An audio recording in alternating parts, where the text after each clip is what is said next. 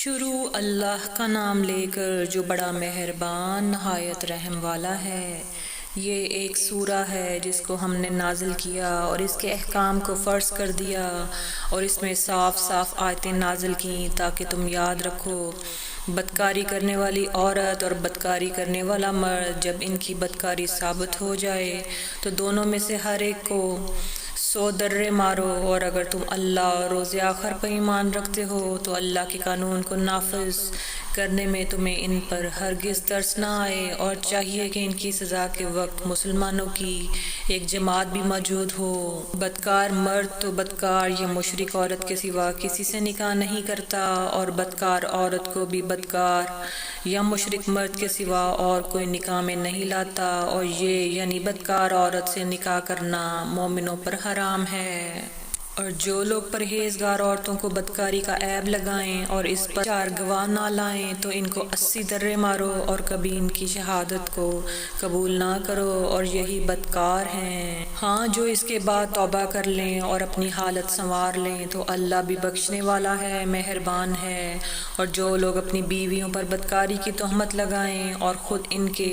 سوا اور گواہ نہ ہوں تو ہر ایک کی شہادت یہ ہے کہ پہلے تو 4 بار اللہ کی قسم کھائے کہ بے شک وہ سچا ہے، اور 5ویں بار یہ کہے کہ اگر وہ جھوٹا ہو تو اس پر اللہ کی لعنت۔ اور عورت سے سزا کو یہ بات ٹال سکتی ہے کہ وہ پہلے 4 بار اللہ کی قسم کھائے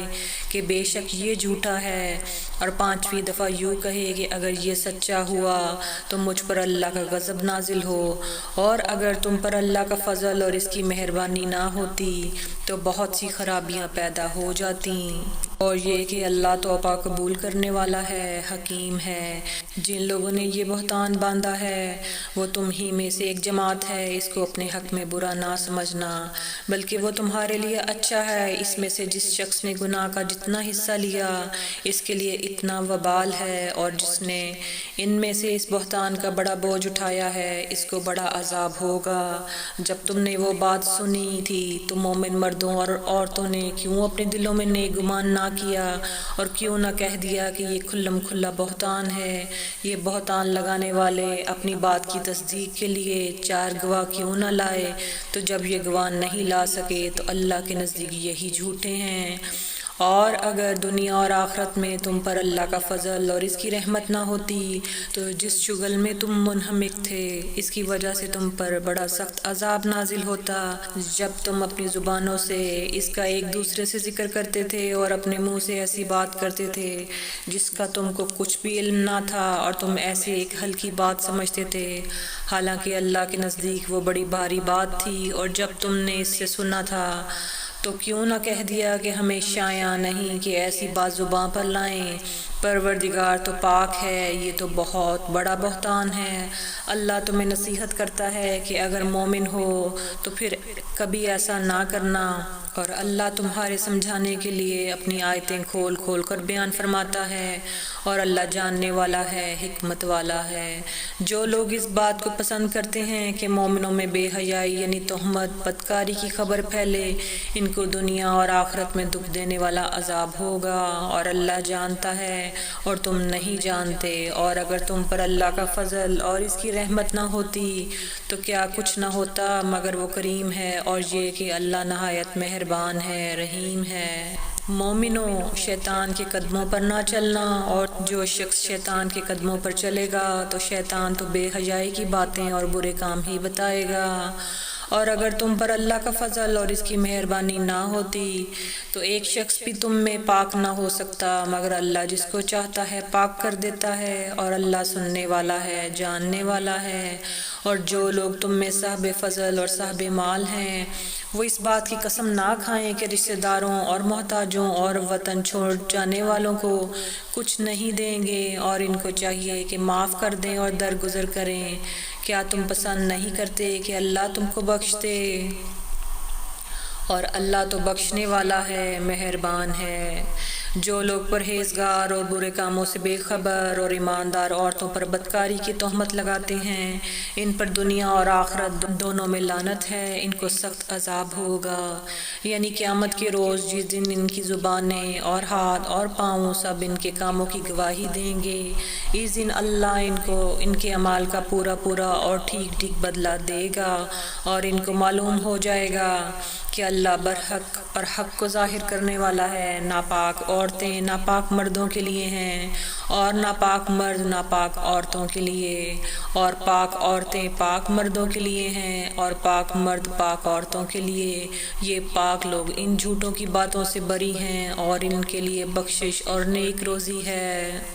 مومنوں، اپنے گھر کے سوا دوسرے لوگوں کے گھروں میں گھر والوں سے اجازت لیے اور ان کو سلام کیے بغیر داخل نہ ہوا کرو، یہ تمہارے حق میں بہتر ہے، اور ہم یہ نصیحت اس لیے کرتے ہیں کہ شاید تم یاد رکھو۔ پھر اگر تم گھر میں کسی کو موجود نہ پاؤ تو جب تک تم کو اجازت نہ دی جائے اس میں مت داخل ہو، اور اگر یہ کہا جائے کہ اس وقت لوٹ جاؤ تو لوٹ جایا کرو، یہ تمہارے لیے بڑی پاکیزگی کی بات ہے، اور جو کام تم کرتے ہو اللہ سب جانتا ہے۔ ہاں، اگر تم کسی ایسے مکان میں جاؤ جس میں کوئی نہ بستا ہو اور اس میں تمہارا اسباب رکھا ہو تو تم پر کچھ گناہ نہیں،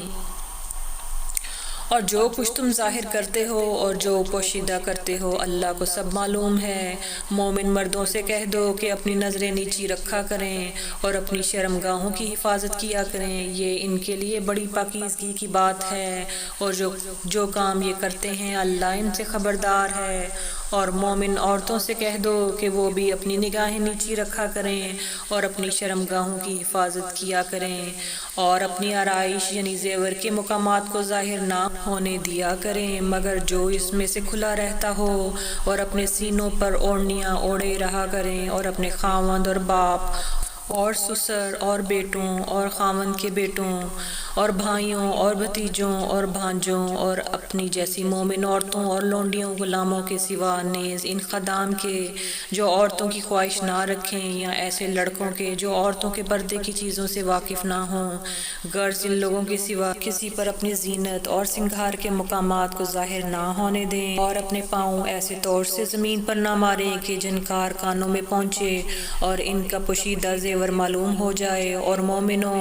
سب اللہ کے آگے توبہ کرو تاکہ فلاح پاؤ، اور اپنی قوم کی بیوہ عورتوں کے نکاح کر دیا کرو، اور اپنے غلاموں اور لونڈیوں کے بھی جو نیک ہوں نکاح کر دیا کرو۔ اگر وہ مفلس ہوں گے تو اللہ ان کو اپنے فضل سے غنی کر دے گا، اور اللہ بہت وسعت والا ہے، سب کچھ جاننے والا ہے۔ اور جن کو بیاہ کا مقدور نہ ہو وہ پاک دامنی کو اختیار کیے رہیں یہاں تک کہ اللہ ان کو اپنے فضل سے غنی کر دے گا۔ اور جو غلام تم سے مکاتبت یعنی مال دے کر پروانہ آزادی کی تحریر چاہیں، اگر تم ان میں صلاحیت اور نیکی پاؤ تو ان میں سے مکاتبت کر لو، اور اللہ نے جو مال تم کو بخشا ہے اس میں سے ان کو بھی دو۔ اور اپنی باندیوں کو اگر وہ پاک دامن رہنا چاہیں تو دنیاوی زندگی کے فوائد حاصل کرنے کے لیے بدکاری پر مجبور نہ کرنا، اور جو ان کو مجبور کرے گا تو ان بیچاریوں کے مجبور کیے جانے کے بعد اللہ بخشنے والا ہے، مہربان ہے۔ اور ہم نے تمہاری طرف روشن آیتیں نازل کی ہیں، اور جو لوگ تم سے پہلے گزر چکے ہیں ان کی خبریں اور پرہیزگاروں کے لیے نصیحت۔ اللہ آسمانوں اور زمین کا نور ہے، اس کی نور کی مثال ایسی ہے کہ گویا ایک تاک ہے جس میں ایک چراغ ہے، اور چراغ ایک قندیل میں ہے، اور قندیل ایسی صاف شفاف ہے کہ گویا موتی کا سا چمکتا ہوا تارا ہے۔ اس میں ایک مبارک درخت کا تیل جلایا جاتا ہے یعنی زیتون کا، کہ نہ مشرق کی طرف ہے نہ مغرب کی طرف، ایسا معلوم ہوتا ہے کہ اس کا تیل خواہ آگ اسے نہ بھی چھوئے جلنے کو تیار ہے، اور بڑی روشنی پر روشنی ہو رہی ہے۔ اللہ اپنے نور سے جس کو چاہتا ہے سیدھی راہ دکھاتا ہے، اور اللہ جو مثالیں بیان فرماتا ہے تو لوگوں کے سمجھانے کے لیے، اور اللہ ہر چیز سے واقف ہے۔ وہ قندیل ان گھروں میں ہے جن کے بارے میں اللہ نے ارشاد فرمایا ہے کہ بلند کیے جائیں اور وہاں اللہ کے نام کا ذکر کیا جائے، اور ان میں صبح شام اس کی تسبیح کرتے ہیں۔ ایسے لوگ جن کو اللہ کے ذکر اور نماز پڑھنے اور زکوٰۃ دینے سے نہ سوداگری غافل کرتی ہے، نہ خرید و فروخت۔ وہ اس دن سے جب دل خوف اور گھبراہٹ کے سبب الٹ جائیں گے اور آنکھیں اوپر چڑھ جائیں گی، ڈرتے ہیں تاکہ اللہ ان کو ان کے اعمال کا بہت اچھا بدلہ دے اور اپنے فضل سے زیادہ بھی عطا فرمائے، اور اللہ جس کو چاہتا ہے بے حساب رزق دیتا ہے۔ اور جن لوگوں نے کفر کیا، ان کے اعمال کی مثال ایسی ہے جیسے میدان میں ریت کہ پیاسا اسے پانی سمجھے، یہاں تک کہ جب اس کے پاس آئے تو اسے کچھ بھی نہ پائے، اور اللہ ہی کو اپنے پاس دیکھے تو وہ اسے اس کا حساب پورا پورا چکا دے، اور اللہ جلد حساب کرنے والا ہے۔ یا ان کے اعمال کی مثال ایسی ہے جیسے گہرے سمندر میں اندھیرے جس پر لہر چڑھی چلی آتی ہے اور اس کے اوپر لہر آ رہی ہو اور اس کے اوپر بادل ہوں، غرض اندھیرے ہی اندھیرے ہوں، ایک پر ایک چھایا ہوا، جب اپنا ہاتھ نکالے تو کچھ نہ دیکھ سکے، اور جس کو اللہ روشنی نہ دے اس کو کہیں بھی روشنی نہیں مل سکتی۔ کیا تم نے نہیں دیکھا کہ جو لوگ آسمانوں اور زمین میں ہیں اللہ کی تسبیح کرتے رہتے ہیں، اور پر پھیلائے ہوئے پرندے بھی، اور سب اپنی نماز اور تسبیح کے طریقے سے واقف ہیں، اور جو کچھ وہ کرتے ہیں سب اللہ کو معلوم ہے، اور آسمان اور زمین کی بادشاہی اللہ ہی کے لیے ہے، اور اللہ ہی کی طرف لوٹ کر جانا ہے۔ کیا تم نے نہیں دیکھا کہ اللہ ہی بادلوں کو چلاتا ہے، پھر ان کو آپس میں ملا دیتا ہے، پھر ان کو تہ بتہ کر دیتا ہے، پھر تم دیکھتے ہو کہ بادل سے میਂہ نکل کر برس رہا ہے، اور آسمان میں جو اولوں کے پہاڑ ہیں ان سے اولے نازل کرتا ہے، تو جس پر چاہتا ہے اس کو برسا دیتا ہے اور جس سے چاہتا ہے ہٹا رکھتا ہے۔ اور بادل میں جو بجلی ہوتی ہے اس کی چمک آنکھوں کو خیرہ کر کے بینائی کو اچکے لیے جاتی ہے۔ اللہ ہی رات اور دن کو بدلتا رہتا ہے، اہل بصارت کے لیے اس میں بڑی عبرت ہے۔ اور اللہ ہی نے ہر چلنے پھرنے والے جاندار کو پانی سے پیدا کیا، تو ان میں سے بعض ایسے ہیں کہ پیٹ کے بل چلتے ہیں، اور بعض ایسے ہیں جو 2 پاؤں پر چلتے ہیں، اور بعض ایسے ہیں جو 4 پاؤں پر چلتے ہیں۔ اللہ جو چاہتا ہے پیدا کرتا ہے، بے شک اللہ ہر چیز پر قادر ہے۔ ہم ہی نے روشن آیتیں نازل کی ہیں، اور اللہ جس کو چاہتا ہے سیدھے رستے کی طرف ہدایت کرتا ہے۔ اور بعض لوگ کہتے ہیں کہ ہم اللہ پر اور رسول پر ایمان لائے اور ان کا حکم مان لیا، پھر اس کے بعد ان میں سے ایک فریق پھر جاتا ہے، اور یہ لوگ صاحب ایمان ہی نہیں ہیں۔ اور جب ان کو اللہ اور اس کے رسول کی طرف بلایا جاتا ہے تاکہ پیغمبر ان کا قضیہ اور فیصلہ کر دیں، تو ان میں سے ایک فریق منہ پھیر لیتا ہے، اور اگر ان کو حق ملتا ہو تو اس کی طرف قبول کر کے چلے آتے ہیں۔ کیا ان کو دلوں میں بیماری ہے یا یہ شک میں ہیں، یا ان کو یہ خوف ہے کہ اللہ اور اس کا رسول ان پر ظلم کریں گے؟ نہیں، بلکہ یہ خود ہی ظالم ہیں۔ مومنوں کی تو یہ بات ہے کہ جب اللہ اور اس کے رسول کی طرف بلائے جائیں تاکہ وہ ان میں فیصلہ کریں تو کہیں کہ ہم نے حکم سن لیا اور مان لیا، اور یہی لوگ فلاح پانے والے ہیں۔ اور جو شخص اللہ اور اس کے رسول کی فرما برداری کرے گا اور اس سے ڈرے گا اور اس کا تقوی اختیار کرے گا، ایسے ہی لوگ مراد کو پہنچنے والے ہیں۔ اور یہ اللہ کی سخت سخت قسمیں کھاتے ہیں کہ اگر تم ان کو حکم دو تو سب گھروں سے نکل کھڑے ہوں۔ کہہ دو کہ قسمیں مت کھاؤ، پسندیدہ فرما برداری درکار ہے،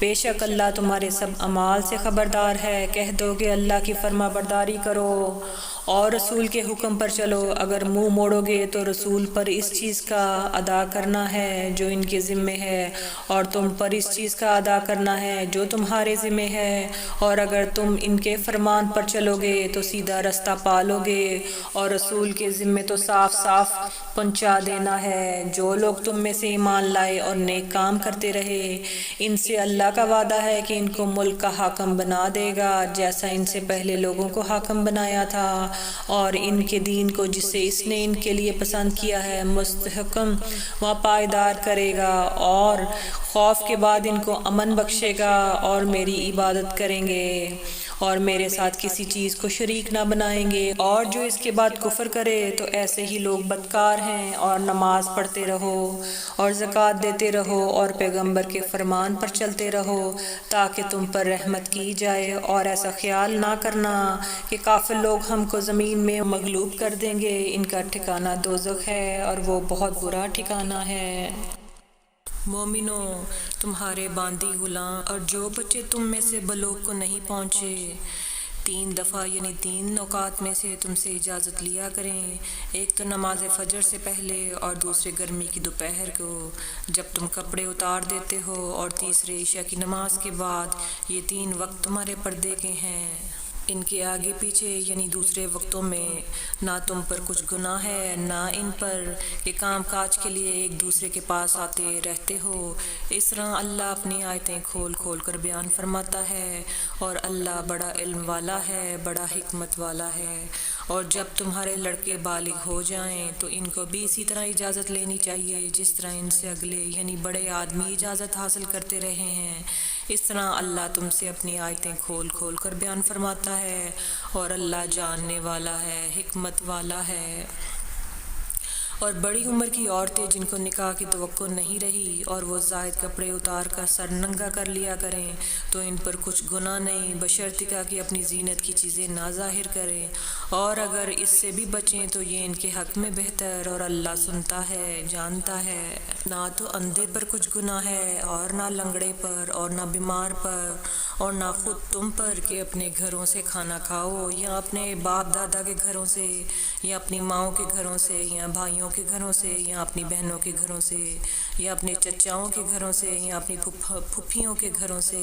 یا اپنے ماموؤں کے گھروں سے، یا اپنی خالاؤں کے گھروں سے، یا اس گھر سے جس کی کنجیاں تمہارے ہاتھ میں ہوں، یا اپنے دوستوں کے گھروں سے۔ اور اس کا بھی تم پر کچھ گناہ نہیں کہ سب مل کر کھانا کھاؤ یا جدا جدا۔ پھر جب گھروں میں جایا کرو تو اپنے گھر والوں کو سلام کیا کرو، یہ اللہ کی طرف سے مبارک اور پاکیزہ تحفہ ہے۔ اس طرح اللہ اپنی آیتیں کھول کھول کر بیان فرماتا ہے تاکہ تم سمجھو۔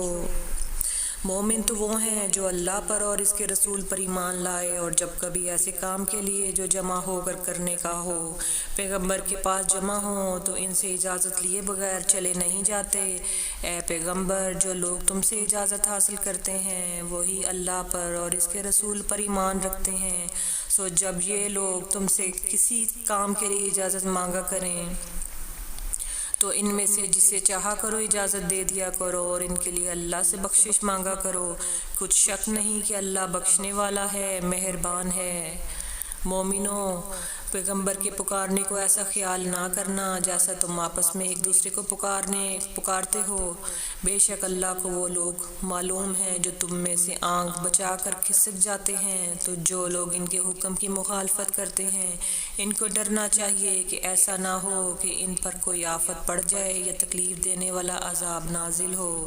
دیکھو، جو کچھ آسمان اور زمین میں ہے سب اللہ ہی کا ہے، جس طریق پر تم ہو وہ اسے جانتا ہے، اور جس روز لوگ اس کی طرف لوٹائے جائیں گے